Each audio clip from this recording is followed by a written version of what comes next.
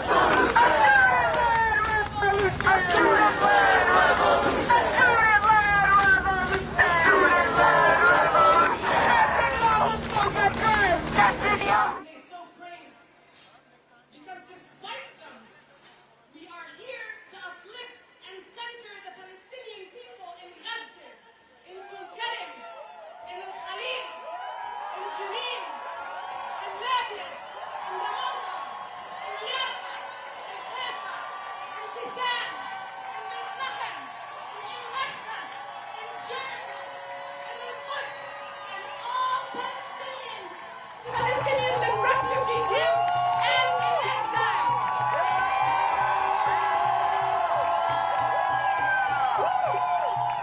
We protest a genocidal maniac, his supporters and his enablers, and demand his arrest. But we uplift the memory of Muhammad Bhad, whose last words were, "Basti Habibi," while being mauled by an Israeli army dog and then left to bleed to death.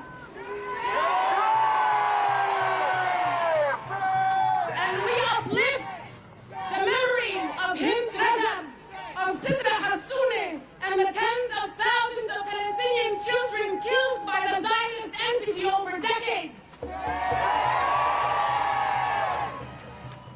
We protest a genocidal maniac, his supporters, and his enablers, and call for his arrest. But we uplift Palestinian journalists, academics, healthcare workers, farmers, thinkers, athletes, artists, and all resistance to oppression, subjugation, and genocide.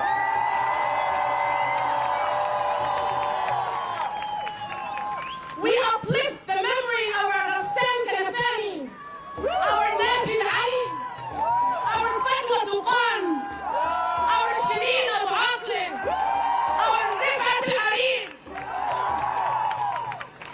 We protest a genocidal maniac, his supporters and his enablers, and demand his arrest. But we uplift the thousands of Palestinians in all of the Zionist dungeons and torture camps.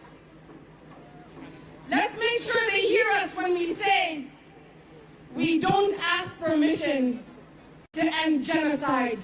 We demand it. We don't ask for permission to end apartheid. We don't ask for permission to return to our homeland. We demand it. We don't ask for permission to free Palestine. Because liberation is a right, not a gift. Together we will not be denied. We will not back down. We will not be defeated. We will not surrender. We will not submit. Let's stay focused. Let's remember that Palestine unites us. Lastly, look around you. Each and every one of you is part of a just and historic movement.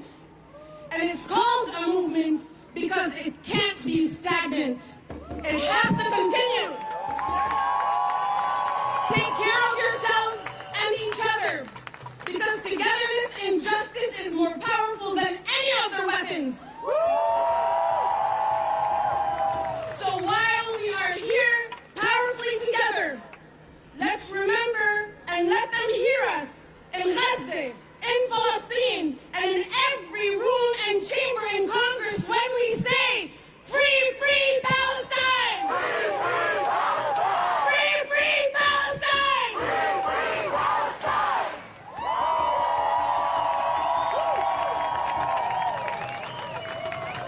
Free, free Palestine! Free, free Palestine! Free, free Palestine! I can see it, but you can't fully see it. There are thousands of people who are lining Pennsylvania Avenue to say no to the war criminal Benjamin Netanyahu.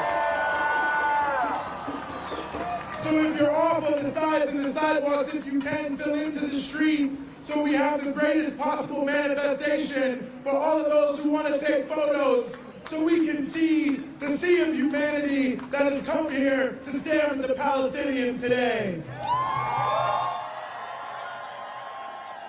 But Reverend Dr. Martin Luther King said, time comes when silence is betrayal, and we will not be silent in the face of a genocide.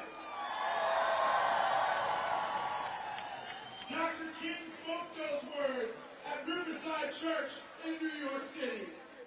And I'm honored to bring to the stage, and I ask you to give a warm welcome to the Reverend Adrian Thorne, the senior minister from Riverside Church.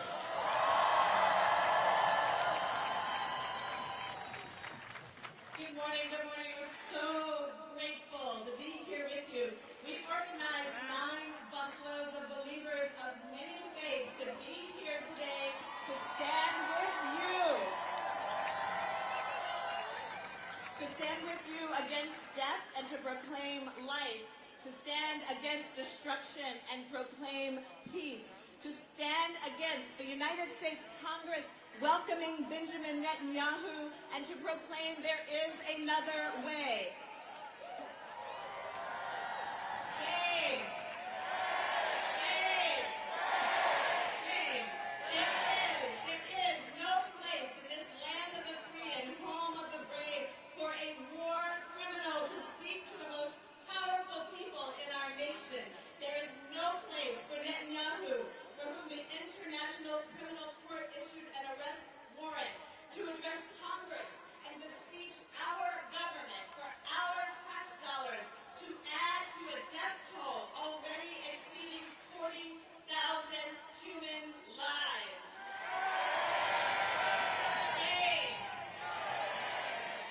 Evil swept the land we call holy on October 7th, and evil continues to sweep the land. But let's be clear, beloved, when we fight evil with evil, evil wins. Crimes against humanity are not welcome in these United States. Benjamin Netanyahu and his death-dealing policies are not welcome in these United States. And we have gathered from all over the country to say we stand against giving legitimacy and a platform for Bibi to address our United States Congress.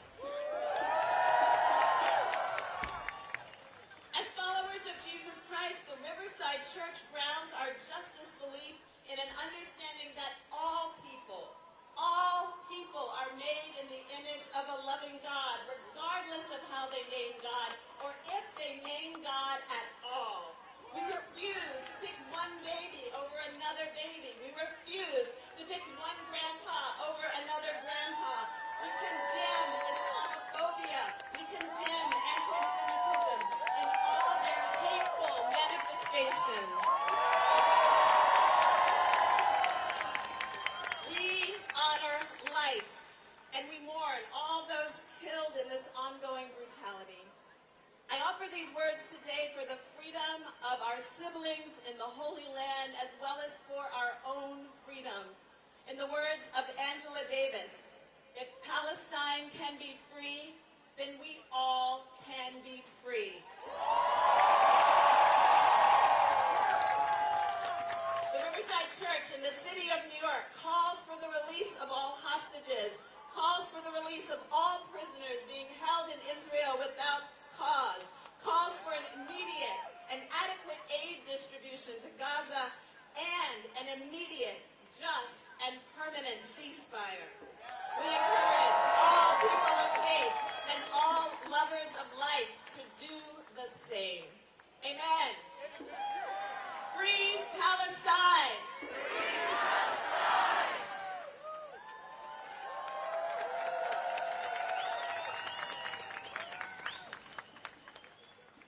We have an update. Previously, I told you there were 4 intersections that were been blockaded by the people for Palestine. Now it's 5. Pennsylvania and 9th, Independence and 14th. North Carolina and Pennsylvania Southeast, Independence and 4th, and Union Station have all been claimed by the people.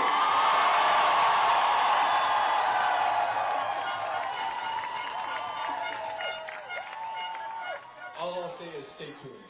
More to come. Now please give a warm and heartfelt welcome to our next speaker all the way from New York City, Rabbi David Feldman.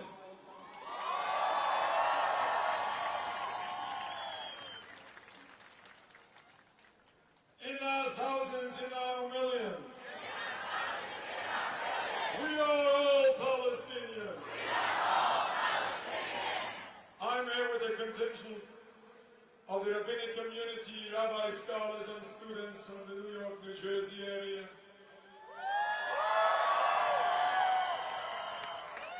We are here, we are troubled and disturbed when war criminal Netanyahu stands up to address the Congress of the United States.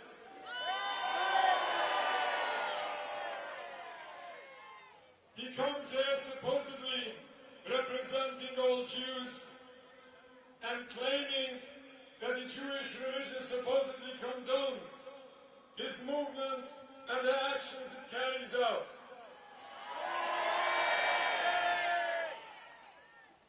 He claims that the Jewish people are supposedly in danger from their supposed enemies, the Palestinians, that supposedly want to drive us all into the sea. This is misleading propaganda in order to drive American politicians to blind support to what he calls the supposed self-defense. Zionism does not represent Judaism. Judaism is a religion only, while Zionism is a purely political movement. The state of Israel does not represent world Jewry. We have masses of Jewish people worldwide who publicly oppose, condemn everything Israel stands for. The Palestinian people are not the enemy of the Jewish people. We lived in peace in Palestine as in other Muslim countries prior to the 1920s, prior to the invention of Zionism, despite any differences of religion. It is the brutal, illegal and anti-Jewish occupation of Palestine which is causing death and destruction to Palestine and to the Jewish people. According to Judaism, Jewish people are in a divinely decreed exile. We are forbidden to create any sovereignty by physical means. We are forbidden to kill, steal, or oppress any people, especially the Palestinian peoples, people who are kind to us for so long.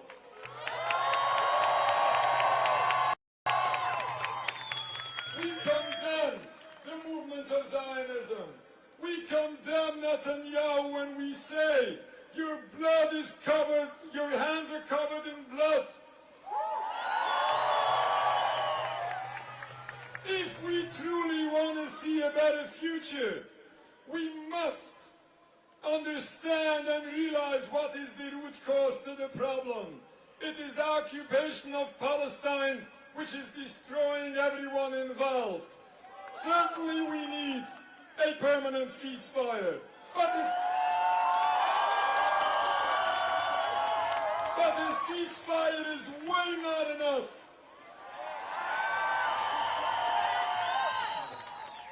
We need a total end to this entire occupation of Palestine.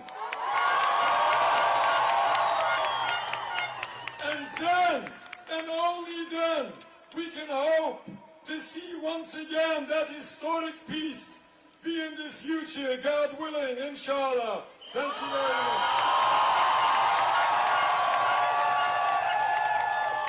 One more time for Rabbi Feldman, please.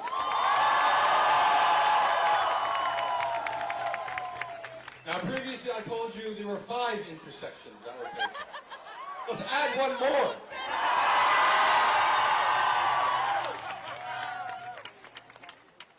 The intersection that has been claimed, the 6th intersection that has been claimed by the people in the name of Palestine and against the war criminals, Constitution and 10th. Let's keep the energy up for our comrades putting themselves on the line, for our people in Gaza, and to let everyone inside that cursed building know what we're about. And let's keep that same energy as we welcome our next speaker, Nihad Awad, from the Council on American Islamic Relations.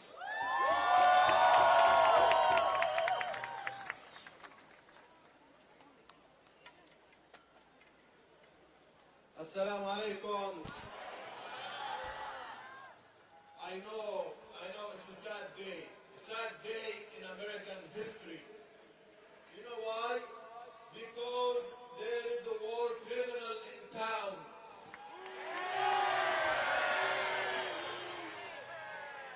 They call him a prime minister, but what do we call him? A criminal.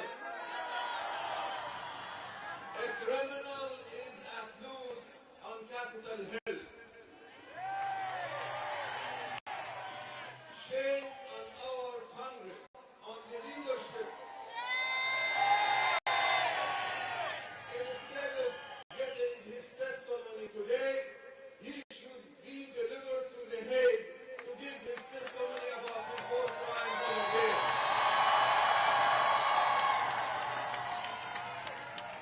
Ladies and gentlemen, this war criminal Netanyahu has a long history of crimes against humanity, has a long history of manipulating our own government and exploiting America's generosity.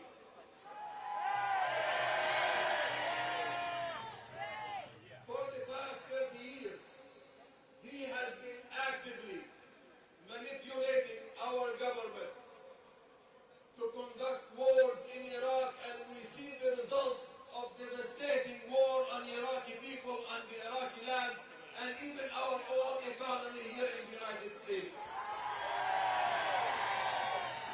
And now, today, in a few hours, he will deliver a blistering, manipulated, deceptive speech to crack down more on the Palestinian people and destroying their lives, their properties, and their own future state. Not only that, he will work hard on his speech to manipulate our government to conduct a war with Iran. This war criminal has said in many speeches, and I paraphrase, he believes that the American people are stupid and they can be manipulated and can be directed the way he wants it. Are the American people stupid? We are not stupid. We have exposed his deceptive tactics. We have exposed his criminality. He is a danger to the region, even to the Israeli people themselves. And he is a danger to American national interest and to the world's security and safety. Today, we applaud members of Congress who could have been in the House of People, applauding a war criminal, but they decided to boycott them, and we appreciate these people and we thank them. If the Vice President, Kamala Harris, found a way to skip the criminal's speech, what about those people who are planning to go there? Shame on them. Brothers and sisters, as I conclude, protestings like this and protests are magnificent. We are voicing our opinion, and we are showing that the American public will never, ever be fooled again by Netanyahu and his extremist government. However, I have to challenge you today. Are you willing to be challenged? In addition to this showing, a powerful showing, the U.S. media, international media is here witnessing your power, your voice, your advocacy, standing up for justice for everyone, including for the Palestinian people. You are here with your energy, but I challenge you today to thank those who skipped the criminal speech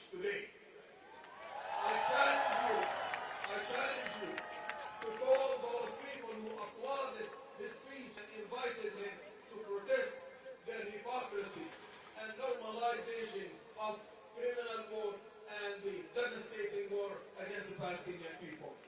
I challenge you not to give up on the election in November. I challenge you to go up and